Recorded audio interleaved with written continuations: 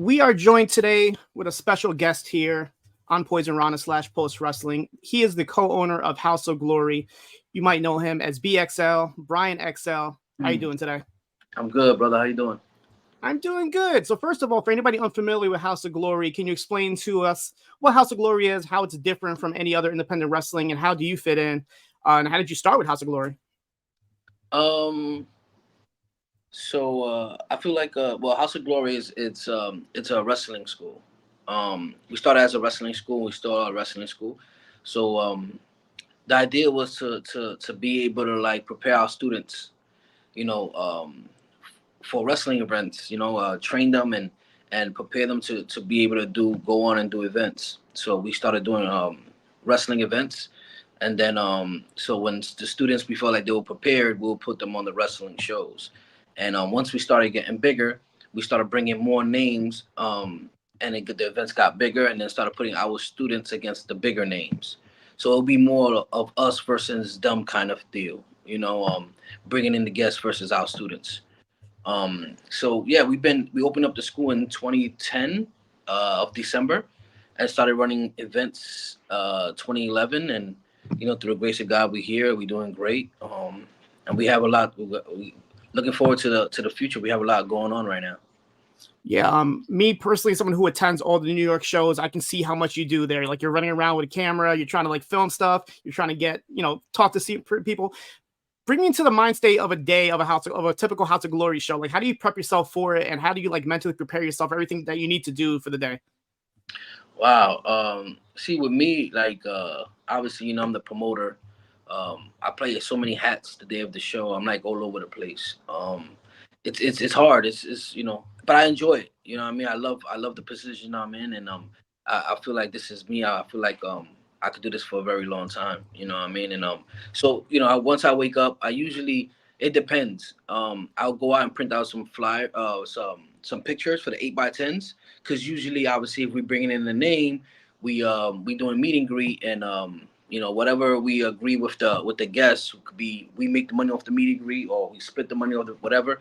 So I usually get up in the morning and have to go to this printing spot in Brooklyn and print out a lot of pictures, um, and then go to the venue, make sure everything's good. Maybe go and pick up people from the airport, and just make sure everything is set up the right it's supposed to. Make sure the music is right, the mic is right, just all the things that when you go to a wrestling event that you see, and the production and stuff like that. You got to make sure everything's good, so when the people walk in, there's no mistakes. You know what I'm saying? So we go over and rehearse a couple of things, and yeah, just whatever you see at a wrestling event, especially in Hog, I definitely have my hands on it to make sure everything is good. So by the time the fans come in, everything's prepared. For anybody who's been to a Hog show in Jamaica, Queens, the crowd there is pretty wild, pretty Yeah. crazy throughout the show. You're going to be taking it on the road pretty soon. And obviously, you had a show in Toronto with Demand Lucha. You're going to be doing a show with Philadelphia in the next month or so. But you'll also be going to Boston. So how has that changed for you to go from a home base there in the NYC Arena in Queens and finally take it on the road and have to like face the adversities of having a crowd that might not be too familiar with a House of Glory? Yeah. So I feel like this is something that we should have done a long time ago. And for me, I think everything's timing. I think some people will look at us like those that's a New York based company, and I don't want. I feel like we was good where we obviously I love our fans in New York. I think that we have the best fans in the world, and our fans is always live and always supported us and stuff like that. So I feel like this is the time right now to branch out. I think that this is an opportunity right now that we have, and I want to go out there and hit the road and see how that goes. We have fans from all over. We get messages from different people from different states and stuff like that, and in different countries also. So I just want to expand. You know what I mean? I feel like you know now is the time. You know what I mean? And we're just gonna go full force and see what happens. Yeah, me personally, like I'm always looking for like the home base like New York promotion. For a long time, it was Evolve, doing the shows out of Queens for Laboom and whatnot. I feel like House of Glory for me personally has taken that spot, and you guys have even done shows in Laboom and whatnot. How does it feel to kind of like be like the home team in a way, even though you consider yourself like an expanding company? But at the end of the day, I feel like me personally, I feel like it's a New York based company. How do you feel like kind of like to represent and have somebody like a Mike Santana representing your company as your champion, representing New York? It feels great. I feel like shout out to Evolve and stuff. I remember I went to a couple of their shows, but I feel like we've been number one for a lot of years in New York, even when Evolve was here. You know, what I mean, that's just my so. Years ago, when me and Red used to have these conversations, I always looked at us like the third biggest company in New York. I always believe in, people believe what they see. You know what I'm saying? And I knew that we used to run wrestling events at a boxing gym, and it was a very small space. You only could fit like 50 people. You know what I mean? We started there for a long time, and I knew that. I said, well, right now, the discussion I used to have with Red, I'm like, right now, I feel like we're the third biggest in New York, and then uh, and I knew that once we had the venue that we run at now, I knew that when we ran there and we packed out there, it will automatically make us number one. One, because it's the best looking venue in New York. You know what I mean? Two, if you draw fans in an area like that, it's not no like little space. You know what I'm saying? You could like our front row in New York, like it's like 80, 90 seats. You know what I mean? Like to sell out 90, 80, 90 seats, you go to the Elks Lodge, you know what, we ran shows there too. But with like 100 people you sell out. You know what I mean? Our front row for the NYC arena, it's 90 seats. A second row, so you know, um it took us a lot of work to get here, man. You know what I mean? But yeah, I'm to answer your question, I'm extremely happy. We are the number one company in New York, and I feel like we was comfortable for a long time, and now it's time to hit the road. So people obviously might be familiar with Private Party being somebody who came out of House of Glory that's now on your weekly television with AEW. Some of my personal top people that I see perform in House of Glory be like the Main Event, Carlos Ramirez, Charles Mason, Raheem Royal, Diamond Virago, Ken Broadway, to name a few. Who, obviously, you don't want to pick favorites and whatnot, but who do you have your eyes set as could be potentially the next breakthrough performer in House of Glory? See, with me, it's hard for me to answer those questions. You know what I mean? Because I think all my guys are great. You know what I mean? Everybody brings something different to the table. I'm a big fan of characters. You know what I mean? And obviously, you see Charles Mason is a psychopath, and he'll talk to you, and when you turn around, he'll slit your throat. And then we have like Ken Broadway. He's like a Mayweather, flashy hip hop guy that been doing it before hip hop was cool in wrestling. This kid would been doing that. You know what I mean? He has that character. We have Main Event that plays the circus. A lion and ringmaster, and fans love that. You know what I mean? And so for me, it's just like I think they all got an opportunity. Will have an opportunity to be able to make it somewhere. You know what I mean? I think it's just positioning them, to be able to be presented to the world like we did with Private Party, and had them against the Hardy Boys and the Dudley Boys, and the best tag teams in the world when we had them with us. And I try to do the same thing with my guys. I usually try to bring the best to wrestle the best. You know what I mean? I feel like my guys are the best. So we just had Charles Mason versus Suzuki, and that was a great match. And we had huge talents. We brought in huge talents to wrestle Ken Broadway also. So we just try to bring our guys to come and bring in the best to come wrestle our guys. And I feel like for me to answer that question, it's not one person in particular. It's all my guys are ready. So in wrestling, man, you would never know, man. You never know who could be the next person. And honestly, that's one of my favorite parts of watching House of Glory. Is like you said, like having one of the guys from House of Glory fight like someone like a Suzuki who's coming in, or a Matt Cardona coming in, just to see like the matchups of like these outside wrestlers coming in and fighting like House of Glory homegrown talent is always a pretty cool thing for me to say. And honestly, if you haven't seen a Main Event match live, do yourself a favor and watch one, and we'll see if you can like withstand not wanting to go get a chopped cheese after that match, because that's the one thing that always come out of it. I'm like, I definitely need to get chopped cheese out of this. Funny story, one of the people I work with here at Post Wrestling, Dickie Bird, he went to one House of Glory show and he fell in love with the whole chopped cheese aspect of it. And because of that, he took that and made it the name of the t-shirt company with chopped teas. So in a way, House of Glory kind of like inspired the name for chopped cheese. We need absolutely. Absolutely. So you're constantly bringing in top stars, like you mentioned, Suzuki, but like even recently you had Josh Alexander, the Rascals, Matt Cardona, Speedball, Mike Bailey. How close do you pay attention to like online buzz or outside companies, and how do you decide on who to bring in? And then after the fact, do you pay attention to how much reaction they got, and if you should continue to bring this person in? And how do you like figure out exactly like who works in House of Glory and who cannot work for House of Glory? Good question. Yeah, I think it sometimes it's the buzz, right? Or sometimes, and the way my mind works is like dream matches. When we first started, I had a list of dream matches that I wanted to put together, not when we first started, when we went to the venue we're at now.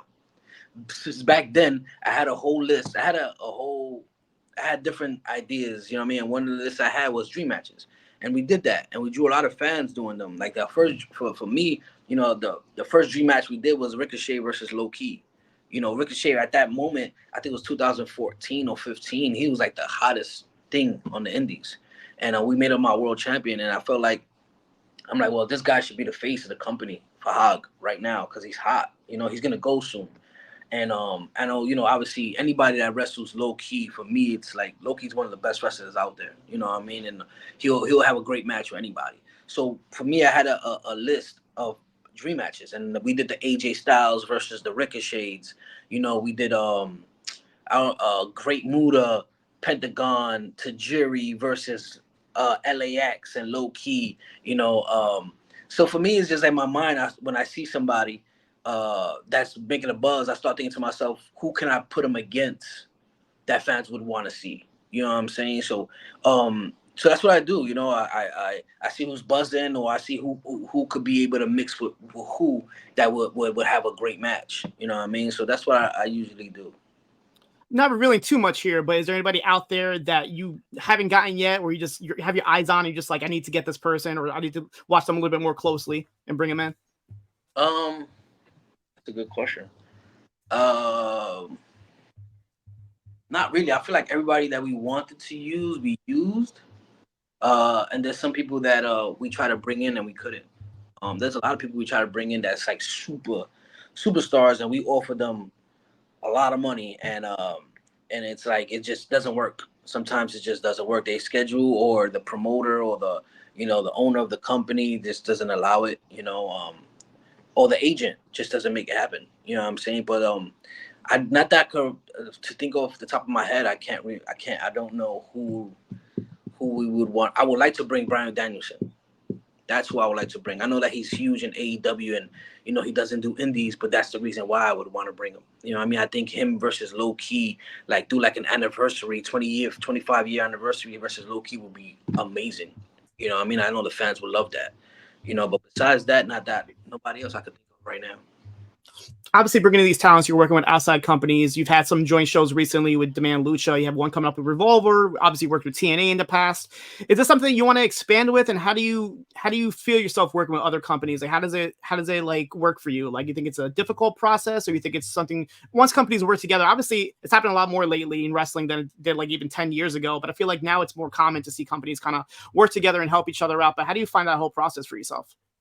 I think it's great. I think helping each other it's a good thing in wrestling. Because everybody always worried about themselves and what they got going on, and that's good too. Because that's how House of Glory is.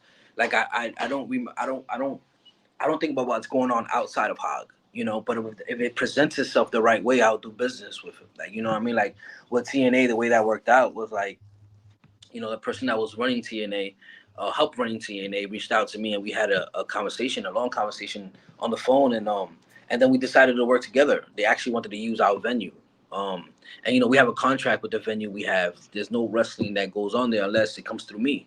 So and I appreciate that, because the people in the venue, I've been with them for almost 10 years now. You know what I mean? So I consider them my family. You know what I mean? So with TNA, they wanted to use our venue, and we worked out a deal, and then we worked together, and I think it worked out great. A lot of our guys had some dope opportunities, and now right now we're with Sammy Callahan's company. So for me, I think it's great. I think when it makes sense, it works. But for me, it's like I'm not looking forward to like going and doing more events with people, with other companies, unless it makes sense. If it makes sense, I do business. If it doesn't make sense, I'd rather just try to just run out on our own, House of Glory on our own. You know what I mean? Last question I have for you here. Obviously, being an owner and a booker, you're doing a lot more behind the scenes, but most recently you were part of a storyline, you and Amazing Red, teaming up as the bookers to take on Main Event. You had a crazy wild cage match there in Queens, New York. Ultraviolet got involved and whatnot. How do you differentiate yourself from being a talent than being an owner? Like, how do you put yourself in that mind state that, hey, today I'm going to actually wrestle and be one of the boys? I'm gonna be honest with you, it's too hard for me to do. I tried it a long time ago, and I don't know how long you've been watching wrestling. I mean, House of Glory, but I remember. So at one point, I had the belt. I had cashed in on Ricochet, and that's something I regretted because he couldn't make the following show, and I needed to defend the belt. That belt needed to be defended, and he couldn't make it, so I took the belt off of him, and I should have just kept it on him, but I took it off him. I cashed in, and I was the champion, and then that was the first time I was wrestle and run the behind the scenes, and it was just too difficult for me. It's just too hard for me to do that. Like maybe other people could do it, but I couldn't do it. I have to focus on one thing, because I just got too much going on behind the scenes. So when me and Red did the tag team, it was easy because we wrestled like twice, and two other shows we just did run-ins and stuff like that. You know what I mean? So it was easy for us to put it together way before the event. So when the event happens, all I have to do is just go into the ring. You know what I mean? And Red handles everything. Red is such a professional that like he'll handle all the whole match when me and him attacked him, and then right before I come out the curtains, he'll explain to me, look, I want you to be here, here, here, this, and I'm just getting like this. You know what I mean? So when I'm in the turnbuckle, he'll be like, Dick, I want you to do this. You know what I mean? So he'll put in all the work. You know what I mean? So it just worked out perfectly for us. So whether it's live in attendance or online at Triller TV, there's plenty of opportunities to watch some House of Glory soon. On April 5th at the Trinity Center for Urban Life, we have Wrestling Revolver and House of Glory Wrestling at 2212 Spruce Street at 3 p.m. Still some general admission tickets available. We have the House of Glory champion, Mike Santana, versus the Revolver champion, Alex Shelley. Amazing Red versus Mustafa Ali, which is a dream match for sure. I know people coming from different countries just to watch this match. And a Philly Street Fight with Steve Macklin versus Charles Mason. Some other upcoming shows, we have the Cinco de Mayo special on May 5th at the NYC Arena in Jamaica, Queens at 5 p.m. Psycho Clown and Ray Phoenix have been announced for that show. And then a show in Boston on May 26th at UTEC in Lowell, Massachusetts at 7 p.m. Mustafa Ali and Alec Price are booked for that show. Tickets available at hogwrestling.net. So, Bryan, last words. If anybody isn't convinced yet to watch House of Glory, what can you say they bring to the table that you won't be able to see anywhere else? If you love wrestling, and you want to see some pure talent, you watch House of Glory. A lot of our guys is homegrown guys. You know what I mean? We trained them for a long time, and they're out there making a name for themselves. You know what I mean? So if you give us an opportunity, you will see some things that you probably never seen before.